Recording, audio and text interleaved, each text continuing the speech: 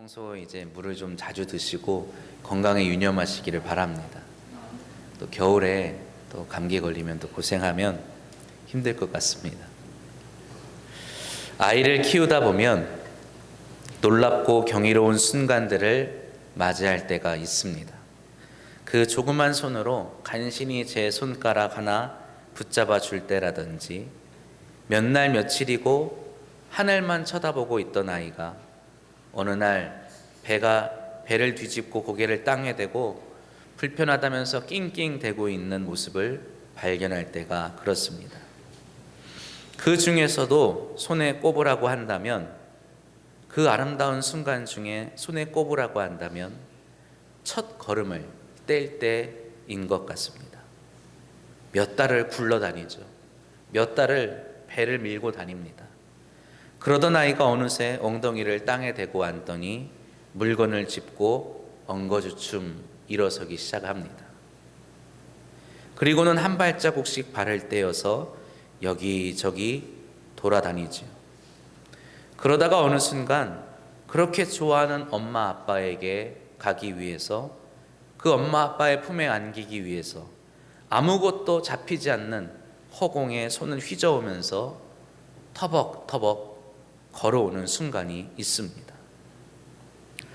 지금 이 자리에 계신 우리 모두 걸음 걷는 거 크게 어려워하지 않으니까 당연하다 느낄 수 있겠지만, 그때 느끼는 경이로움과 기쁨은 정말 이루 말할 수 없습니다.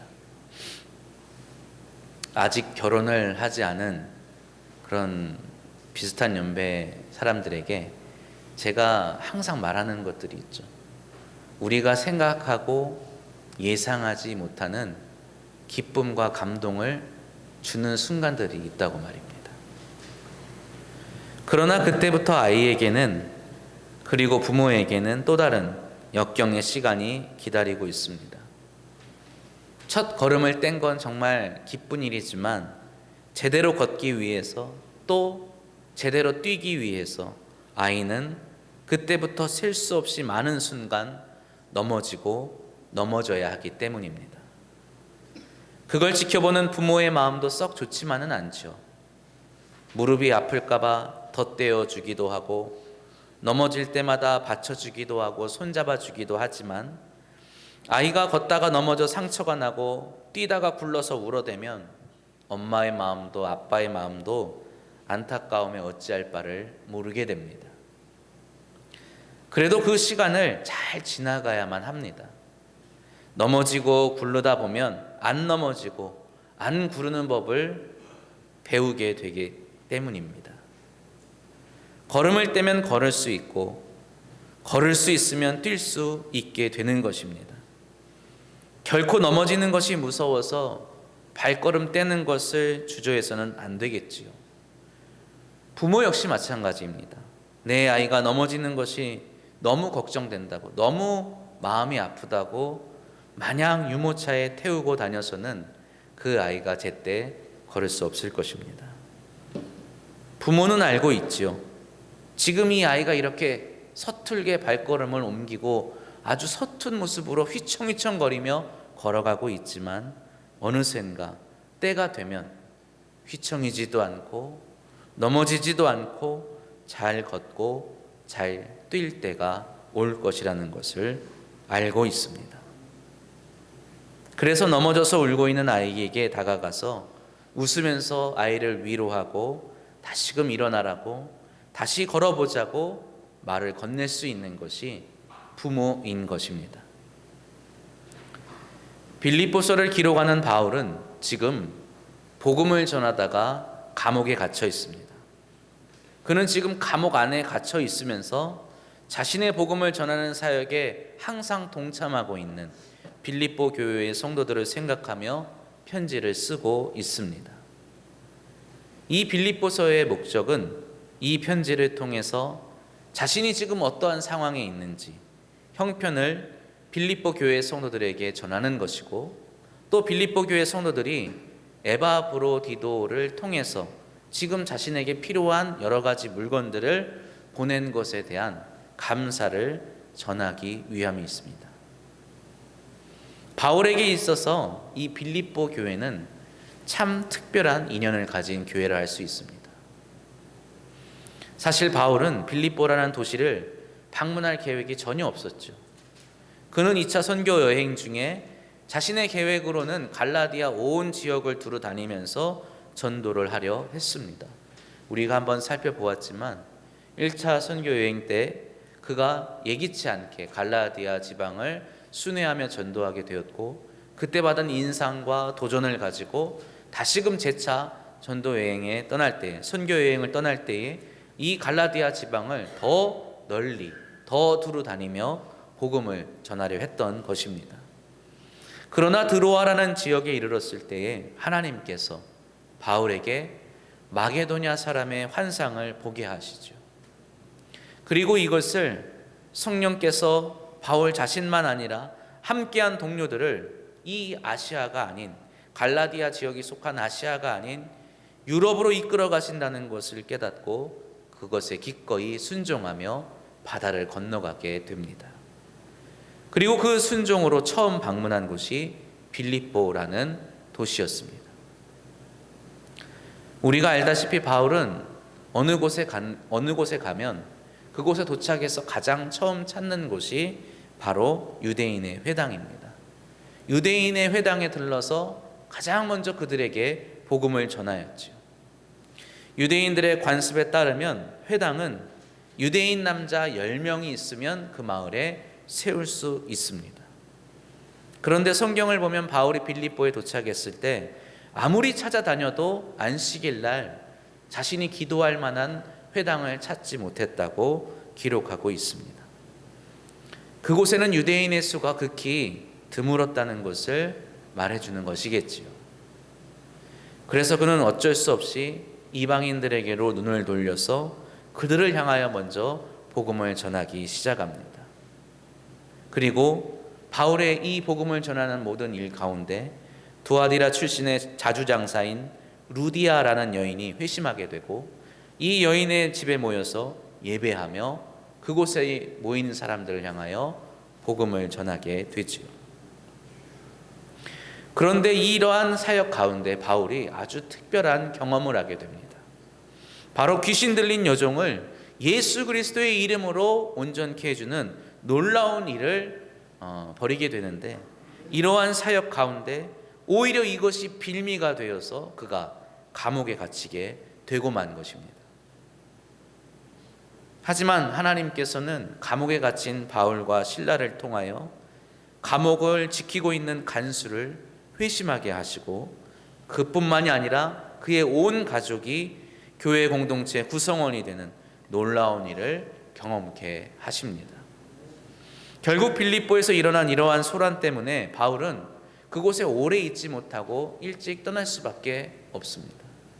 하지만 빌립보에는 교회가 세워지게 되었고, 바울이 미처 많이 신경 쓰지 못하고 많이 가르치지 못하였지만 하나님께서 이 교회를 더욱더 든든히 세워나가심으로 말미암아 빌립보 교회의 성도들이 바울을 잊지 않고 그가 가는 곳곳마다 그의 사역에 필요한 것을 도와주고 기도하는 일을 쉬지 않고 감당하게 된 것입니다. 바울은 빌립보에서 자신의 뜻대로 되는 일이 전혀 없었어요. 빌립보에 가게 된 일도 자신의 뜻이 아니었고, 빌립보에서 겪은 일도 전혀 자신의 뜻과는 상관없는 일의 연속이었습니다.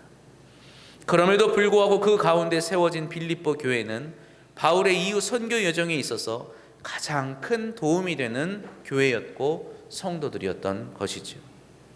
그래서 바울은 그들에게 편지를 보내 이렇게 인사합니다.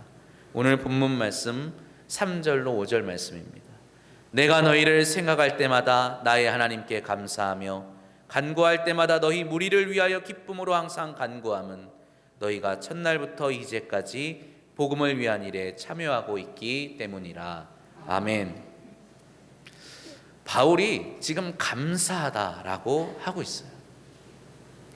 이 바울의 감사는 대단히 놀라운 것입니다. 왜냐하면 지금 바울이 어디 있다고요? 제가 쭉 설명해 드렸잖아요. 바울이 지금 어디에 있습니까? 감옥에 있어요. 감옥에 갇혀 있는 사람이, 감옥의 착고에 매여서 감옥에 매달려 있는 사람이 감사하다라고 말하고 있는 것입니다. 자신을 시기하고 비방하는 사람들에게 억울하게 모함을 당해서 감옥에 갇혀 있는 것이죠. 그는 억울하게 그들에게 이러한 수모를 겪고 있는 상황에 있는 것입니다. 어찌 보면 바울은 지금 패배자이고, 어찌 보면 바울은 지금 꼼짝할 수 없는 수감자인 것이죠. 그 어느 때보다 혹독한 고통의 시간을 보내고 있는 것입니다. 그럼에도 불구하고 바울은 감사하다라고 말하고 있는 거예요. 그 감사가 있게 한 존재는, 그 감사를 할 수 있는 이유는 바로 바울이 빌립보 교회 성도들을 떠올렸기 때문입니다. 빌립보 교회를 생각하며 다시금 그는 감사할 수 있게 된 것이죠. 전혀 자신의 뜻대로 되지 않았던 빌립보의 기억이 자신의 열심과 노력이 오히려 해가 되어서 감옥에 갇힐 수밖에 없었던 빌립보에서의 기억이, 그리고 쫓겨나다시피 떠나야만 했던 그 빌립보의 기억이 그로 하여금 감사할 수 있게 한 것입니다. 왜 그럴까요? 바울에게는 빌립보에서 나의 하나님을 만날 수 있었기 때문입니다. 나의 하나님이 정처 없이 도착한 그곳에서 복음을 전할 수 있게 하신 것이죠. 나의 하나님이 비록 내가 매를 맞고 감옥에 갇혔지만 나를 구원하실 뿐만 아니라 그곳을 지키고 있던 간수까지도 구원하셨음을 보았습니다. 나의 하나님이 쫓겨나다시피 떠나야만 했던 그곳에 교회를 세우게 하시고 그 교회를 든든히 세워나가게 하셨습니다. 바울에게 있어서 하나님은 어떤 분이실까요? 바울이 빌립보에서 만난 하나님은 어떠한 하나님이셨을까요? 바울은 하나님께 감사하며 다음으로 기도한다라고 말을 하는데, 이 기도한다는 말이 헬라어로 데에시스라는 단어입니다. 이 데에시스라는 단어는 결핍, 결여, 부족, 이러한 것입니다. 그리고 이러한 것들을 채우는 행위일 수도 있습니다. 다시 말해서 본문에서 바울이 말하는 기도한다라고 했을 때 이 기도는 부족한 것을 채워달라고 하나님께 간구하는 것을 의미하는 것입니다. 바울은 계획이 없이 빌립보에 도착했어요. 그러나 그 계획, 그 무계획을 하나님께서 당신의 계획으로 채우시는 것을 바울은 경험한 것입니다. 바울이 열심히 전도하였지만 빌립보 사람들은 하나님을 잘 믿지 않았어요. 그러나 감옥에까지 갇혀있는 자신을 통하여서 하나님은 당신의 살아계심을 온전히 증거하셨습니다.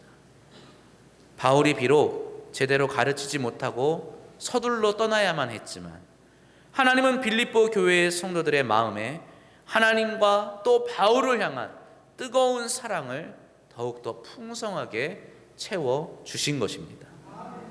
바울의 이러한 경험은 곧 확신으로 바뀌게 되죠. 그래서 기쁨으로, 다른 표현으로는 기꺼이 하나님께 저들을 채워달라고 간구하는 것입니다. 하나님, 빌립보에서 나의 부족함을 채우셨던 하나님께서 그 빌립보에 있는 성도들을 채워주시옵소서. 저들의 부족함을 채워주시옵소서. 복음을 위한 일에 참여하고 있는 그들에게 어려움이 없기를, 모자람이 없기를, 부족함이 없기를 채워달라고 기도하는 것입니다. 제가 대접을 받을 때나 또는 선교의 현장에 있을 때 어떤 섬김의 현장에서든지 빼놓지 않고 하는 기도가 하나 있습니다. 우리 하나님께서 이 섬기는, 이 대접하는, 이 선교하는 성도의 헌신과 섬김으로 궁핍해지지 않도록, 부족해지지 않도록, 어려움 당하지 않도록 채워주시라고, 더 많은 헌신과 섬김을 하고도 힘이 남고 더 부요함이 남을 수 있도록 해달라고 기도합니다. 우리는 서로를 위해 이렇게 하나님께 기도할 수 있어야 하는 것입니다. 바울은 지금 감옥에 갇혀 있죠. 그런 바울을 부끄러워하지 않고, 그런 바울을 외면하지 않고, 그가 혹 부족한 것이 없을까 생각하고 빌립보 교회 성도들은 바울에게 급히 필요한 것들을 보내는 것입니다.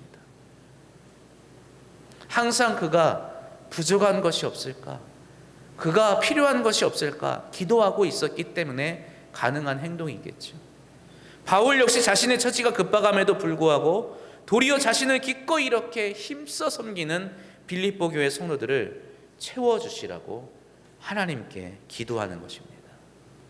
서로가 서로를 위해 채워주는 은혜의 관계를 통해서 하나님은 이 땅에 주의 몸 된 교회를 세워나가신다는 것을 기억하시기를 바랍니다.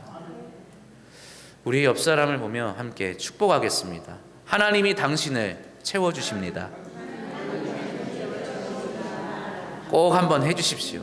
하나님이 당신을 채워주십니다. 제가 기도하겠습니다. 한번 다시 한번 해보십시오. 제가 기도하겠습니다. 네, 제가 기도하겠습니다. 저도 기도 많이 하겠습니다. 바울이 기꺼이 이렇게 말할 수 있는 이유는 단순히 낙관적인 생각이 아니지요. 바울이 이렇게 기쁨으로 빌립보 교회 성도들을 위해 기도할 수 있는 이유는 다름 아닌 부족한 자신을 채우시고 사용하시는 하나님을 그가 몸소 경험했기 때문입니다. 청년 사울은 전도 유망한 사람이었어요. 그의 아버지는 길리기아 다소라는 곳에서 로마 시민권을 가질 정도로 권세가 있고 부유한 사람이었습니다.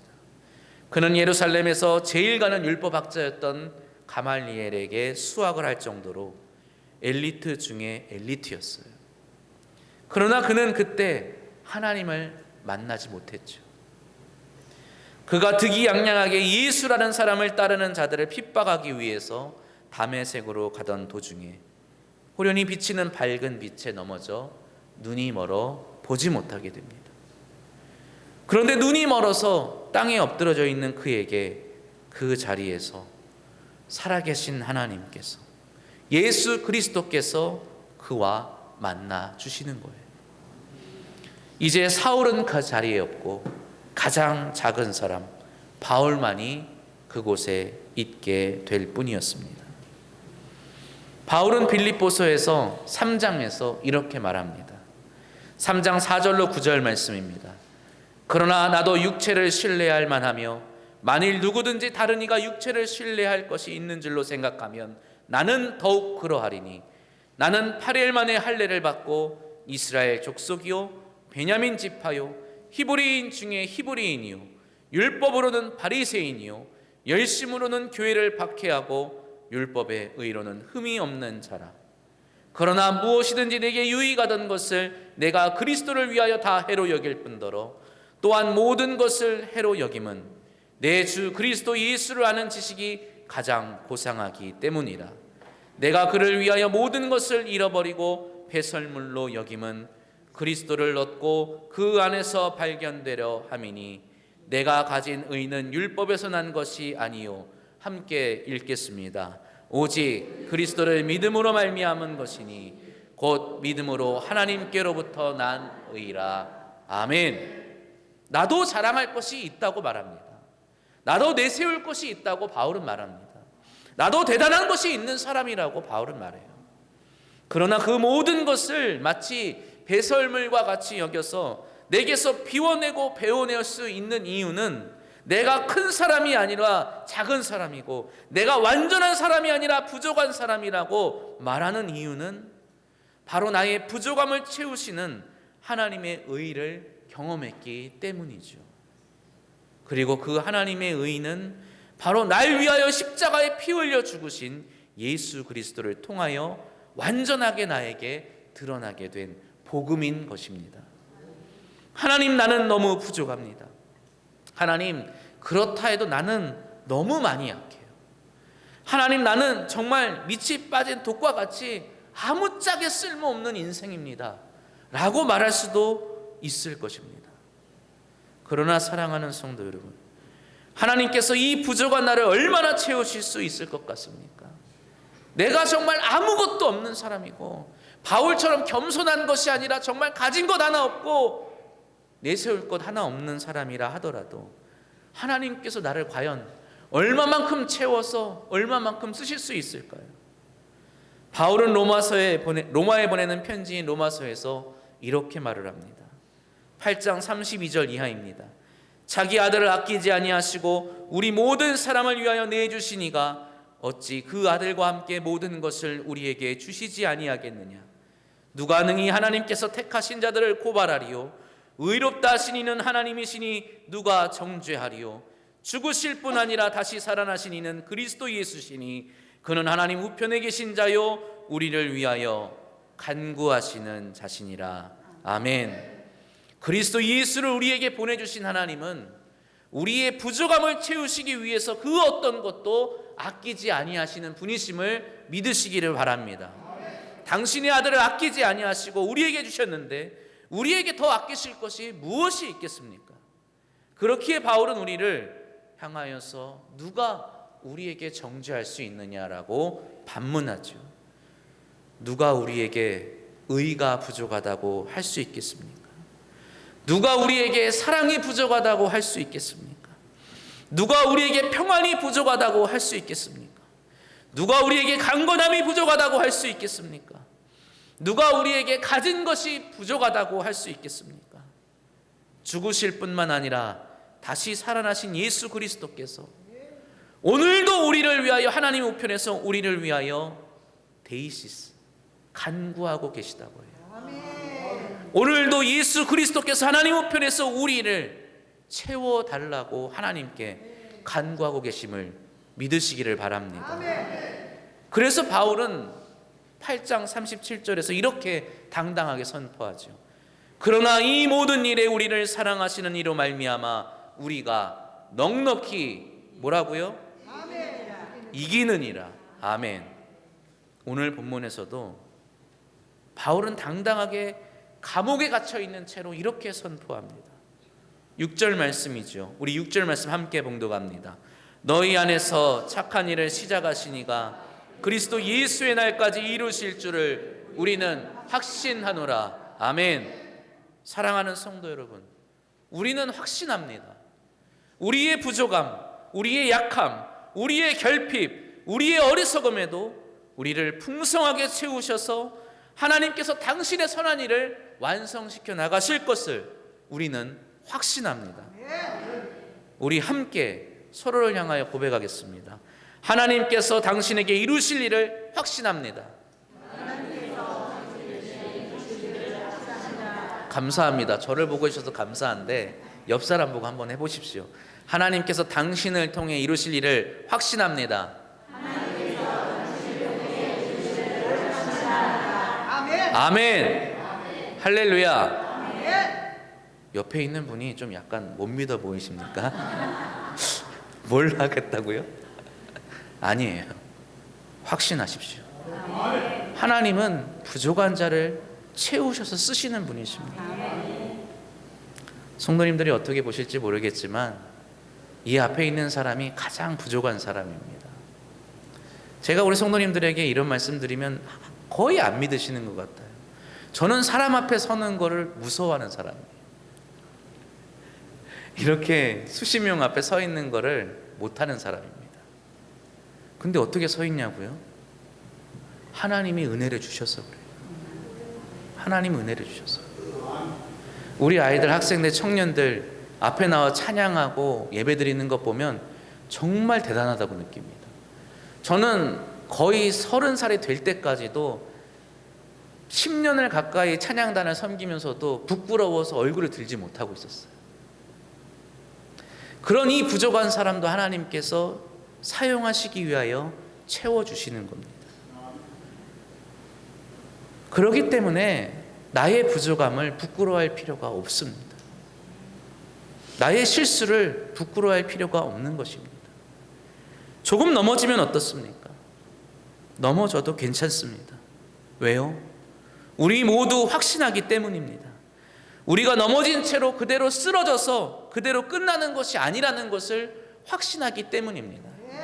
우리 안에 선한 일을 시작하신 하나님께서 그리스도 예수의 날까지 그리스도 예수의 날까지 우리를 채워나가실 줄 믿습니다. 그렇기 때문에 넘어져 보아야도 하는 것입니다. 새로운 발걸음을 내딛기 위해서 그것을 두려워해서는 안 되는 것입니다. 교회에는 절대 실패가 없습니다. 성도에게는 절대 실패가 없는 것입니다. 오직 믿음의 도전만이 있는 것입니다. 바울이 여러 가지 계산을 하고 드로아에서 빌립보로 건너간 것이 아니겠죠. 마게도냐 바다를 건너간 것이 아니었을 것입니다. 그는 비록 아무것도 알지 못했지만, 실패할 것 같은 두려움이 그를 엄습했지만 그는 건너갔고 그곳에서 살아계신 나의 하나님과 그의 채우심을 경험한 것입니다. 서로를 위한 기도로 서로를 채워나가며 이제껏 가보지 못한 길을 한 걸음 한 걸음 완성해 나가는 저와 여러분이 되시기를 주님의 이름으로 축복합니다. 내일을 바라보시기 바랍니다. 내년을 바라보시기를 바랍니다. 그리고 함께 기도하시기 바랍니다.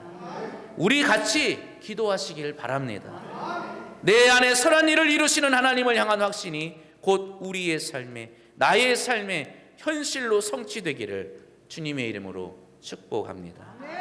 기도하겠습니다.